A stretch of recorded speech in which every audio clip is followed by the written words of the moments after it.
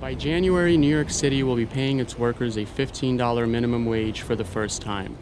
Employers across New York City are looking for ways to deal with the upcoming change. There's restaurants opening everywhere. So if it lets us, if it gets in the way of our decision making, then it just leaves the door open for somebody else. Colin Cento is the co-owner of Poke Green, a fast casual restaurant chain in Lower Manhattan that serves Hawaiian-style fish bowls. He is one of many business owners in New York who has been taking measures to adapt to increased labor costs as the city approaches a $15 minimum hourly wage.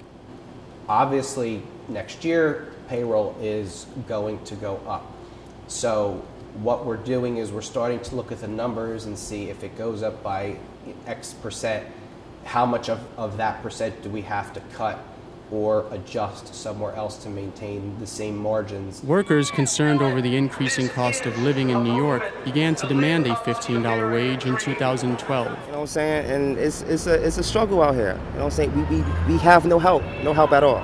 3 years later, when Governor Andrew Cuomo responded by signing the $15 minimum wage plan into law, critics argued that the increased labor costs would lead to business closures and disemployment. A bomb fell on this city in 2015 because the state imposed 6 minimum wage increases in a 3-year period. But Cento, like many other business owners, is proving that's not the case. Having to pay more for labor has led him to innovate his business and think of ways to be more efficient in how he utilizes his workers and resources.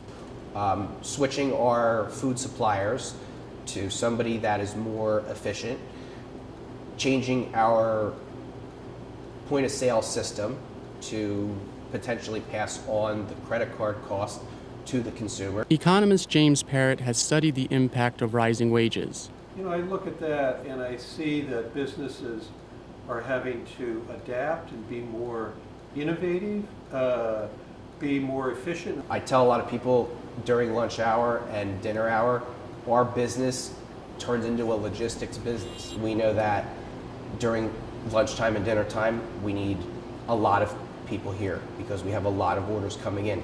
But then there's periods of the day, mainly late afternoon, early evening, where we really don't need anybody at all, or maybe only one person. But the problem is that nobody wants to work for only a couple hours a day. For instance, Cento is leveraging mobile delivery apps so he can avoid paying his delivery workers during slow hours. So we've had to go out and find other companies to work with and use so that it can help our business run more efficiently. When they are not busy and when I do not need them, I am encouraging them to turn on their apps on their phone and go do a couple orders for Postmates and Caviar and DoorDash and Relay and Uber Eats. Cento is also looking for ways to better make use of his workers. If you have somebody that can do a lot of tasks in one, like here at our restaurant, everybody does everything. So I do the prep work, I also do the register. Everybody else that works with me does the exact same thing.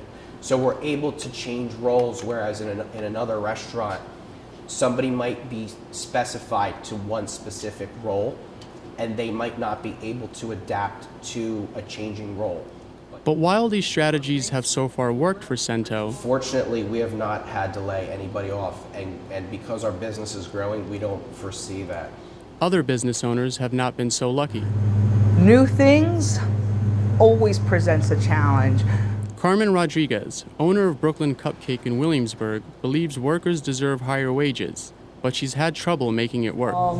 Yeah, there's no other way. I mean, I'm not against 15. They need it. It's just that it creates a problem when you're in that city that's implementing it. Rodriguez is also trying new strategies, but it's proved to be difficult. In particular, this summer, I wanted to get ready to launch ice cream because historically our sales drop in the summertime. And so I went out and bought a freezer, not thinking, could my electricity hold it?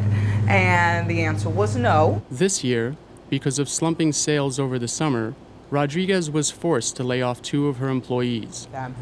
Things are not going that well right now. I don't know if it's, gonna pick up a little more, if we could call you back. Despite bringing in new products and upping her marketing, Rodriguez is still concerned, especially when she'll have to pay her starting employees $15.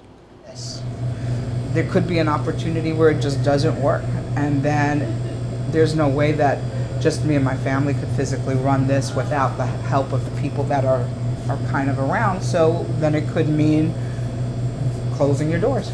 Parrott is aware that some small businesses are feeling the crunch, but cautions that the increased minimum wage should not be blamed. Over long periods of time, the data are pretty consistent in that about 30% of businesses fail within the first year and 50% fail in the first 2 years. Now, that's not a good thing, but that's just the reality of the difficulty in establishing a small business. But all is not lost for Rodriguez. Like Cento, she has taken stock of what she needs to focus on. The hustle is on now, so it is cutting back on hours, okay? That's first. It is launching new products with a different price point.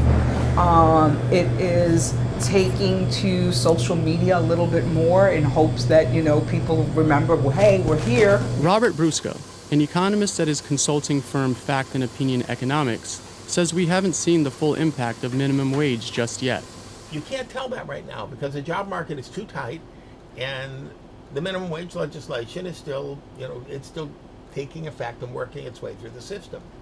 So, but in time, the problem is that once it happens, it will be too late.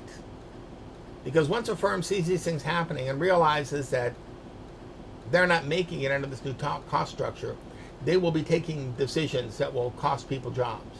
So while the future remains uncertain, one thing is clear.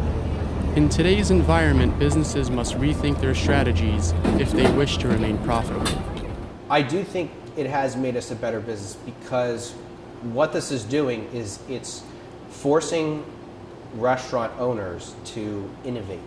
It's forcing them to make a change. It's forcing them to adapt to new technologies. There might be some slack in the overall restaurant industry in terms of, maybe the restaurant owners are just a little bit behind in terms of what they're doing. And this minimum wage is forcing them to take action and act.